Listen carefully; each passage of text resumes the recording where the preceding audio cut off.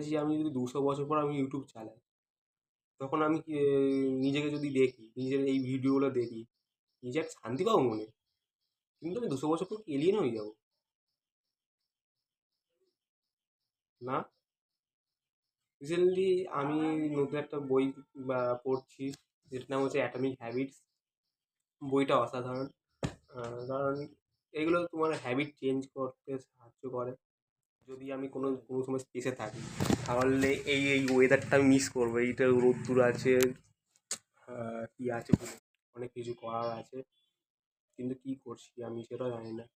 নিজে কনফিউজ হয়ে যায়। কারণ আহ, আমি অনেকগুলো ইউটিউব ভিডিও দেখি, কিন্তু আমি নিজেকে কম্পেয়ার করতে থাকি। কারণ তারা ভালো এডিটিং পারে, ভালো স্ক্রিপ্টিং পারে, ভালো ইন্ট্রো আছে। আহ, দেখ আমি এই যে ভিডিও করছি, ভিডিও করতে করতে তুই একটু স্ক্রল করতে পারিস। আমি আমার বয়স যখন 18, আমি যদি বয়স যখন 218 হয়, তাহলে আমি তখন আমি নিজেকে এটা বলছি ধরে নি। তখন তুই কি করছিস আমি শুধু জানতে চাই, কেন কি করছিস। কিন্তু আমি 3 মিনিটের ভিডিও করে দিলাম। কি বলছিলাম আমি, কি ভুলে গেছি। স্ক্রিপ্ট নেই আমার।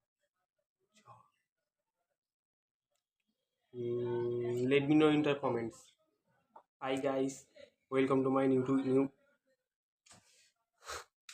এইগুলো ব্যাক স্ক্রিন কাট করে দেবো। হ্যাঁ, তাও করবো না, এগুলো রেখে দেবো। হুম। Hi guys, welcome to my new YouTube channel.